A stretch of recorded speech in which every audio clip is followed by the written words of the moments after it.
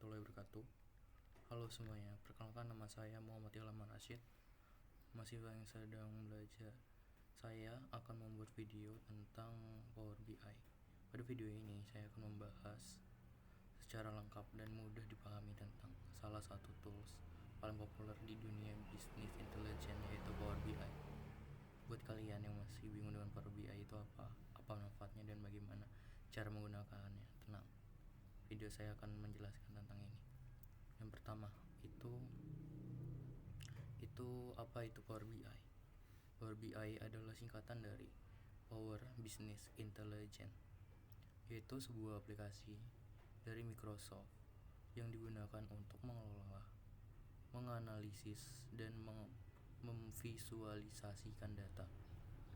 Dengan Power BI ini, kita bisa mengubah data mentah yang mungkin terlihat rumit dan membingungkan menjadi grafik, dashboard, dan laporan yang menarik dan mudah dibaca. Bayangkan kamu punya data penjualan yang sangat banyak di Excel.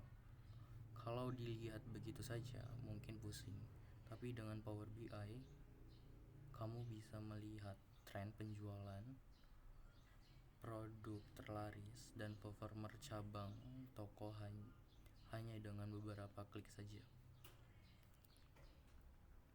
Itulah kekuatan visualisasi data Power BI.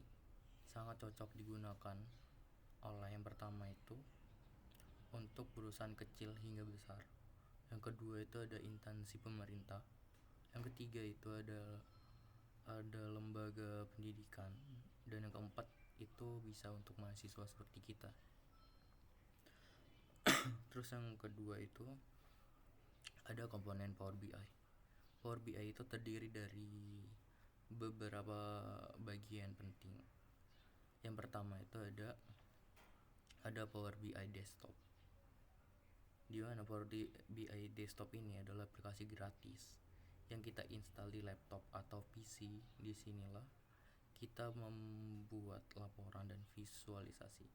Dan itu biasanya ada di Microsoft Store yang ada di software di laptop kalian. Terus yang kedua itu ada Power BI Service. Ini adalah layanan berbasis cloud. Cloud itu penyimpanan. Kita bisa mengunggah laporan ke internet dan membaginya ke orang lain, seperti SharePoint. Terus yang ketiga itu ada Power BI Mobile. Seperti namanya aja, Power BI Mobile, yaitu aplikasi yang terdapat untuk handphone atau smartphone yang memudahkan kita untuk melihat desktop di mana saja dan kapan saja. Terus yang keempat itu ada Power BI Gateway. Power BI Gateway ini digunakan untuk menghubungkan data dari server lokal ke Power BI Service. Biasanya dipakai perusahaan. Serta yang kelima, yang terakhir itu ada Power BI Report Server, di mana ini adalah versi lokal dari Power BI Service. Cocok untuk organisasi yang tidak ingin menyimpan data di cloud. Terus yang ketiga itu kita akan membahas mengapa harus menggunakan Power BI. Karena Power BI ini memiliki banyak tools visualisasi data seperti Tableau, Looker, dan Google Data Studio. Tapi kenapa banyak orang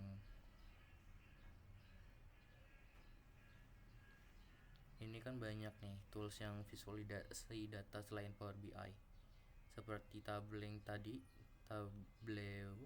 Looker, dan Google Data Studio.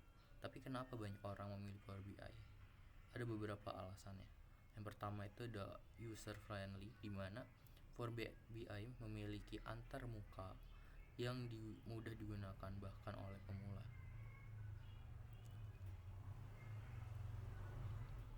Terus Terus yang kedua itu ada visualisasi yang kuat, di mana Power BI ini grafiknya sangat menarik, interaktif, dan mudah di customisasi.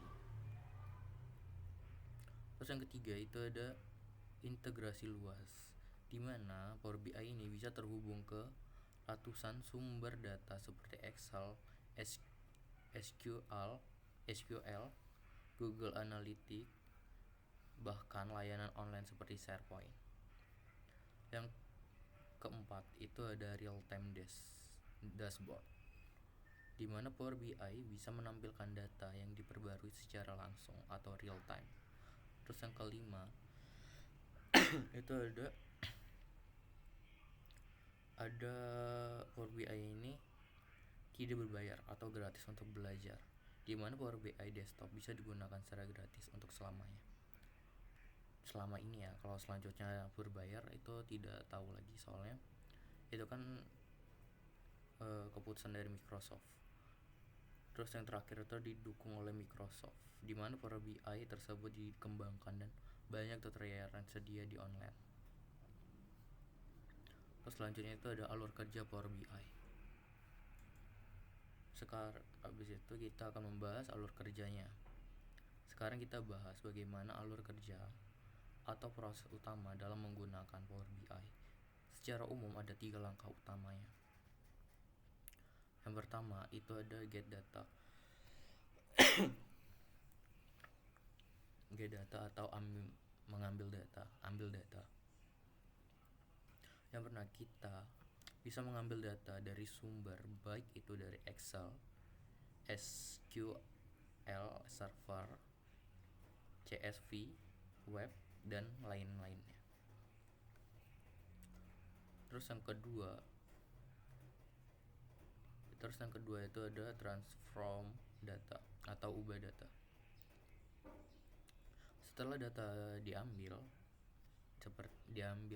sesuai keterangan yang pertama, itu kita biasanya perlu membersihkan data terlebih dahulu, seperti menghapus kolom yang tidak diperlukan, mengganti nama kolom, atau menggabungkan table.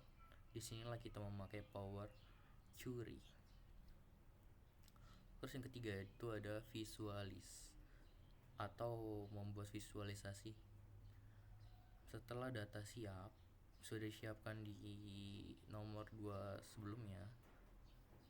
Nah, setelah itu kita mulai membuat sebagai visualisasi seperti grafik batang, peta, KPI, table, dan lainnya.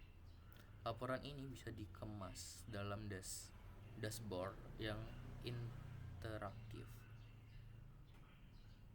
Serta laporan ini bisa kita bagikan ke cloud atau cetak dalam bentuk PDF ekspornya. Terus yang kelima itu kita bahas tentang fitur unggulan yang ada di Power BI. Berikut ini beberapa fitur penting yang perlu kita tahu sebagai pengguna Power BI. Yang pertama itu ada Power Query Editor. Untuk transformasi data, di sini kita bisa memfilter data, merge table, ubah tipe data, dan lain-lainnya. Transport data itu kayak ngubah data gitu. Terus yang kedua itu ada DAX, yaitu data analysis expression, yaitu bahasa rumus di Power BI, mirip seperti rumus Excel yang tapi lebih kuat. Contohnya seperti menghitung total penjualan, rata-rata pertumbuhan, dan lain-lainnya. Rumusnya mirip dengan Excel. Yang ketiga itu ada relationship. Kita bisa menghubungkan antar table yang punya kolom yang punya kolom yang saling terkait. Ini penting agar visualisasi bisa membaca data dari banyak table. Yang keempat ada slide chart dan filter. Digunakan agar pengguna bisa memilih sendiri data yang ingin mereka lihat.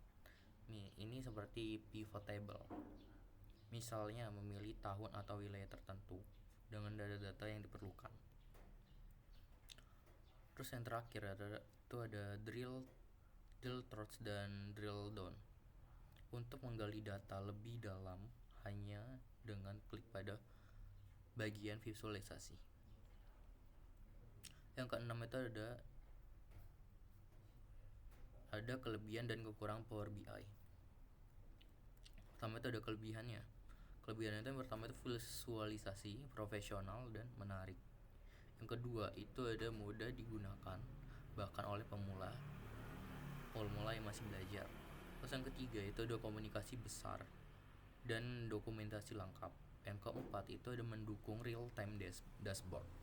Dan terakhir itu adalah bisa diintegrasikan dengan Microsoft Excel dan Azure. Dan setiap ada kelebihan pasti ada kekurangan. Nah, Power BI juga punya beberapa kekurangan. Yang pertama itu ada performa yang bisa melambat jika datanya sangat besar. Yang kedua itu adanya DAX dan Power Query butuh waktu untuk dikuasai karena tidak bisa asal memakai saja, ada beberapa ilmunya. Terus yang terakhir ada versi gratis yang tidak di-sharing ke Power BI service tanpa lisensi pro-nya.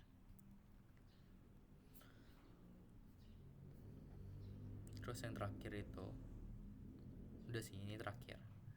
Ini adalah penutup dari video ini. Sekian penjelasan dari saya tentang Power BI, dari pengertian fitur, manfaat hingga penerapannya. Semoga video ini bisa membantu teman-teman memahami pentingnya visualisasi data dalam dunia bisnis dan bagaimana Power BI bisa menjadi alat yang sangat bermanfaat. Terima kasih sudah menonton video ini. Jangan lupa